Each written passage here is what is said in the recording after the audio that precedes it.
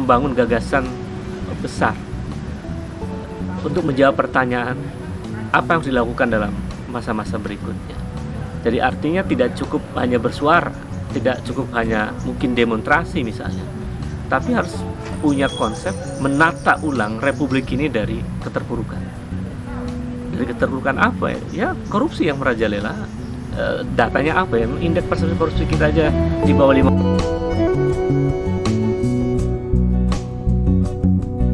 Mau nanya apa ya? Bang, gimana hari ini ada perkembangan apa nih dari konsolidasi nasional kita? Pertama hari ini sidang komisi ya. Saya lihat tadi saya berada di komisi 1 tentang substansi aspirasi dari banyak daerah yang hadir, dari petani, dari buruh, dari para honorer, dari nelayan, pedagang kaki lima, dan lain-lain. Mereka menyampaikan aspirasinya, termasuk juga kelompok-kelompok profesional, aktivis 98 dan aktivis-aktivis senior yang lain menyampaikan banyak hal terkait dengan praktek korupsi-kolusi yang merajalela, kemudian terkait dengan intervensi oligarki yang terlalu mengendalikan rezim, karena ya mereka menyampaikan contoh paling sederhana misalnya. Pemerintah sudah membatalkan melarang ekspor batu bara misalnya. Sebelumnya Pak, melarang ekspor batu bara. Hanya beberapa hari kemudian karena ditekan oleh oligarki, ekspor batu bara itu akhirnya dibolehkan lagi. Itu contoh bagaimana satu rezim yang mudah dikendalikan oleh oligarki, oleh kepentingan oligarki, termasuk yang CPO itu dan lain-lain. Nah, tidak hanya isu soal korupsi, nepotisme dan oligarki, tapi juga soal kebutuhan pokok masyarakat yang naik, yang kasus minyak goreng dan lain-lain juga kita dengarkan dari masyarakat, termasuk soal penggusuran tanah petani karena ulah oligarki, karena membuat tambang dan lain-lain. Jadi tadi itu terungkap semua itu dari masing-masing elemen yang hadir dalam sidang komisi. Dan ini menarik karena mahasiswa juga menyampaikan pandangannya, karena mereka berpikir tentang masa depan republik ini, masa depan negeri ini, bahwa mereka mengapa misalnya mengadakan konsolidasi itu karena mereka akan merasakan masa depan republik ini, dan mereka gelisah dan karena sekarang, apalagi mereka mendengarkan aspirasi dari banyak yang hadir, dari banyak elemen bangsa yang hadir. Jadi itu sidang komisi yang tadi perdebatannya sangat panjang dan menarik. Dan komisi 2 itu untuk soal langkah gerak. Nanti langkah gerak ya mereka mendiskusikan apa yang harus dilakukan setelah ini. Nah, saya nggak tahu juga apa yang didiskusikan secara intensif di komisi 2. Yang jelas nanti akan difinalisasi, kemudian besok akan ada konferensi pers jam 10 untuk menyampaikan hasil dari konsolidasi ini. Tapi kita sampai hari ini belum pakai ruangan yang aula itu ya? Oh iya, menurut panitia bilang bahwa mereka sempat menjanjikan nantilah siang-siang atau sore-sore gitu. Tapi sempat mendapat informasi itu ya dari pengelola. Dari pengelola tunggu aja dan minta perizinannya diperkuat. Padahal sudah ada penguatan dari semua pihak ya, dari Polsek dan lain-lain itu. Tapi hari ini belum diizinkan juga, belum dibuka juga. Ya, dengar-dengar sih ada yang semacam menekan ya dari orang penting, jadi nggak bisa diungkapkan. Jadi akhirnya konsolidasi nasional tetap berjalan di pelataran, di halaman, di ruang-ruang lorong-lorong kamar-kamar mereka di penginapan. Jadi kayak era Yunani kuno malah ya? Oh iya, di bawah pohon ya. Iya betul. Gimana dari sisi seorang akademisi nih ya Kang Ubed, melihat aspirasi masyarakat tadi, buruh, tani, mahasiswa dan sebagainya, itu kan suara nyata dari mereka ya? Iya. Jadi Kang Ubed menangkap emang masyarakat sebenarnya sudah sepakat ya dengan aspirasi itu sebenarnya? Iya, masyarakat itu selama ini mereka mengerti dan memahami problem, dan dia menjadi korban dari problem ini. Kemiskinan itu kan ulah dari korupsi diantaranya. korupsi adalah salah satu faktor penting yang membuat kemiskinan terjadi. Kemudian mereka paham itu, lalu tiba-tiba mereka tanahnya digusur untuk kepentingan tambang atas nama kepentingan nasional, padahal di belakangnya oligarki misalnya. Tapi mereka nggak bisa bersuara. Akhirnya datanglah mereka tadi sempat meragukan tuh, Mas, sempat meragukan, ini apa benar mendengarkan suara kami? Itu yang dimaksud Wadas, Bang? Iya, ada Wadas, ada yang di Sulawesi, ada yang di ada juga korban efek tambang di Marunda dan lain-lain. Tapi begitu mereka berdiskusi dan sangat terbuka, sangat cair lah forumnya. Jadi karena nggak ada kepentingan kecuali forum ini mendengarkan apa yang dikeluhkan oleh masyarakat. Jadi buruh, guru-guru honorer itu merasa inilah rumah kami, konsolidasi ini adalah rumah kami untuk menyatakan sikap kami. Karena bukan hanya mereka, ada mahasiswa di situ. Jadi ini luar biasa tadi. Jadi artinya rakyat yang hadir, elemen-elemen itu menyatakan ini mewakili kepentingan kami dan kami. Terima kasih dengan adanya agenda-agenda ini. Jadi ini inisiatif mahasiswa yang menarik menurut saya, mengadakan konsolidasi nasional rakyat Indonesia dengan mahasiswa, pelajar juga ada, mengundang semua elemen masyarakat. Artinya menurut Kang Ubed ini bisa dianggap mewakili aspirasi dari rakyat-rakyat itu? Iya, tentu saja. Kan kalau pakai logika yang mungkin pendekatannya agak saintifik gitu misalnya, silakan saja survei, dihitung. Apakah rakyat membenci korupsi? Saya yakin 100% membenci. Paling tidak hampir 100% membenci korupsi. Apakah rakyat memusuhi korupsi? Saya yakin mayoritas rakyat Indonesia akan memusuhi korupsi. Karena mereka marah, kok kami menderita kalian korupsi. Kan itu logika sederhananya. Padahal kita punya DPR ya, Kang Ubed ya? Nah itu dia. Nah ketika kemudian mereka bersuara tapi nggak didengar, punya wakil rakyat di parlemen, di DPR, tapi DPR-nya cicing wae kan, DPR-nya tidak menurut saya tidak menggambarkan sebagai wakil rakyat untuk menyuarakan secara lebih lebih progresif dan semacam itu ya, lebih mendengarkan aspirasi rakyat. Ya, rakyat merasa tidak terwakili dan mereka datang di konsolidasi ini. Dan saya yakin di daerah juga mungkin akan punya rencana-rencana konsolidasi di daerah masing-masing. Ini mendengarkan aspirasi rakyat. Ini kenapa negara jadi kayak gini kan? Jadi saya kira itu. Kang Ubed, harapannya apa sih hasil konsolidasi ini akan didengar oleh siapa dan akan seperti apa tindak lanjutnya?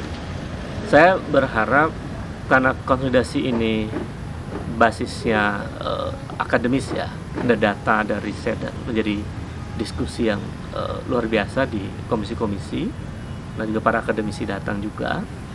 Itu harapan saya bahwa hasil dari konsolidasi nasional itu disampaikan kepada publik dengan dasar-dasar, dengan data-data dan argumen yang kuat untuk menyatakan pada publik bahwa ini loh hasil konsolidasi. Yang saya sih mendengar tadi dari data-data di masyarakat ya, di petani itu memang ada semacam kegagalan dari rezim dalam menjalankan atau mengelola negara. Karena rezim lebih banyak berinteraksi dengan oligarki, kan itu. Tidak banyak berinteraksi dengan kepentingan rakyat banyak. Artinya mungkin hasil dari konsolidasi ini baru berupa kesadaran publik ya? Membangun kesadaran publik maksudnya? Menangkap kesadaran publik dan menyuarakan aspirasi publik. Dan pada titik itu saya kira kalau dalam studi-studi sosial movement itu kan, ketika kesadaran publik terbentuk pasti akan ada semacam konsolidasi intensif di antara publik, di antara rakyat untuk menyatakan sikap. Karena rakyat sudah terlalu sering dibohongin mungkin kan gitu. Itu kan saya kira bahasa yang bisa kita lihat di tengah-tengah masyarakat. Misalnya banyak janji-janji politik, kita akan menjadi negara yang ekonominya meroket misalnya, tapi ternyata kan akhirnya justru nyungsep, stagnan dan lain-lain. Berteriak akan menguatkan KPK dan berteriak anti korupsi, tapi wajah atau performa pemerintahnya justru menggambarkan praktek korupsi misalnya. Jadi saya kira itu kesadaran publik akan makin muncul, dan saya yakin ini akan membuka ruang bagaimana semua rakyat akan bersuara untuk menyatakan sikap ya, dari keadaan sekarang. Setelah ini. Oke. Jadi yang menjadi wakil-wakil di sini yang datang menghadiri acara konsolidasi ini, dari Bang Ubed sendiri harapannya mereka akan melakukan apa setelah mereka kembali? Ya, tentu saja kan ini pertemuan ini karena ada banyak dari berbagai daerah. Ya saya sih berharap ada keputusan bijak ya untuk memberi ruang bagi rakyat juga untuk mensuarakan di daerah-daerah. Karena problem bangsa ini kan bukan hanya problem di pusat, tapi juga ada problem daerah. Ada problem di daerah-daerah yang ternyata problemnya juga sistemik di situ. Ya contoh paling yang sangat populer kasus Wadas misalnya. Itu kan menyentuh rakyat jelata, rakyat di pedesaan yang kemudian ada intervensi oligarki yang luar biasa di situ. Itu kan contoh paling mudah kita lihat ya. Dan saya kira masyarakat akhirnya menjadi paham bahwa memang harus bersuara, harus menyampaikan itu. Dan teman-teman yang sekarang hadir, saya meyakini mereka punya semangat luar biasa untuk menyuarakan di daerah masing-masing. Nah, Kang Ubed, ini terakhir nih mungkin ya. Apakah cukup dengan bersuara itu bisa mengubah negeri ini menjadi lebih baik? Tentu saja saya ada optimisme karena mereka ini berkumpul dengan membangun gagasan besar untuk menjawab pertanyaan apa yang harus dilakukan dalam masa-masa berikutnya. Jadi artinya tidak cukup hanya bersuara, tidak cukup hanya mungkin demonstrasi misalnya, tapi harus punya konsep menata ulang republik ini dari keterpurukan. Dari keterpurukan apa ya? Ya korupsi yang merajalela. Datanya apa ya? Indeks persepsi korupsi kita aja di bawah 50 gitu. Kemudian ada ratusan triliun di korupsi misalnya.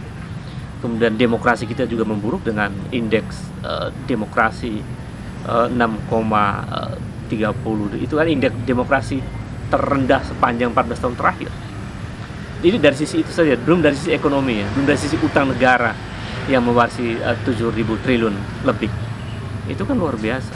Jadi beban warisan dari problem rezim ini luar biasa untuk bangsa ini. Dan itu yang membuat generasi Z sekarang mahasiswa itu juga gelisah. Kami ini kok diwarisi masalah yang begitu banyak. Diwarisi hutang 23 juta per orang. Itu dia. Itu kan persoalan yang sangat serius saya kira. Dari 7.000 triliun itu belum ditambah utang BUMN. Dan kalau dihitung dibagikan kepada seluruh rakyat Indonesia, satu orang bisa punya utang 23 juta. Bisa lebih. Sampai bayi itu. Jadi kan itu luar biasa. Jadi warisan-warisan masalah besar-besar ini, itu yang akan bebannya dibebankan kepada generasi Z. Ya mereka wajar dong protes sejak 2019. Kami tuh ingin pemerintahan berjalan baik dan korupsi tidak terjadi. Maka mereka nolak revisi undang-undang korupsi itu. Lalu Omnibus Law, mereka ingin menjadi generasi yang punya hak-hak ekonomi yang lebih punya sebagai subjek ya dalam dinamika ekonomi. Tapi kan undang-undang Omnibus Law itu menempatkan generasi Z sebagai objek. Nah, mereka tidak punya hak untuk menentukan penghasilan buruh misalnya, pendapatan buruh dan lain-lain. Jadi posisi keadaan undang-undang Omnibus Law itu bagi mereka juga merugikan generasi Z. Belum yang lain, minerba yang dieksploitasi, yang bertentangan dengan Undang-Undang 45 misalnya pasal 33. Ada bumi, air dan kekayaan alam terkandung dalamnya dikuasai negara dan sebesar-besar dipergunakan untuk kemakmuran rakyat. Pertanyaannya, bumi kita dikeruk nih, ya, mineral kita dan semuanya batu bara. Siapa yang paling mendapat keuntungan dari kekayaan bumi kita ini? Rakyat? Enggak. Oligarki yang dapat keuntungan. Jadi itu generasi Z juga mempertanyakan, kami akan diwarisi apa? Kekayaan alam kita dikeruk dan yang untung bukan rakyat. Coba cek, dari mungkin sudah hampir 1.000 triliun pengerukan batu bara itu, yang keuntungannya itu diambil oleh oligarki. Pertanyaannya, mana untuk rakyat? Kemana itu? Itu kan pertanyaan sederhana ya. Saya kira wajar kalau generasi Z kemudian mempertanyakan bahwa ini rezim mewarisi masalah. Dan mereka bersuara, misalnya ditekan gitu kan. Orang masuk konsolidasi aja tidak boleh gedungnya dipakai kan, padahal sudah bayar misalnya. Jadi ini apa? Apa sih yang ditakuti oleh generasi Z? Yang ditakuti dari generasi Z? Nah, mereka punya hak untuk bersuara. Jadi saya kira mengapa kemudian mahasiswa generasi Z ini juga bersuara? Ya mereka juga terganggu masa depannya. Nah, kira-kira itu. Ya, terima kasih Kang Ubed, semoga sukses ya. Ya, sama-sama. Assalamualaikum. Salam.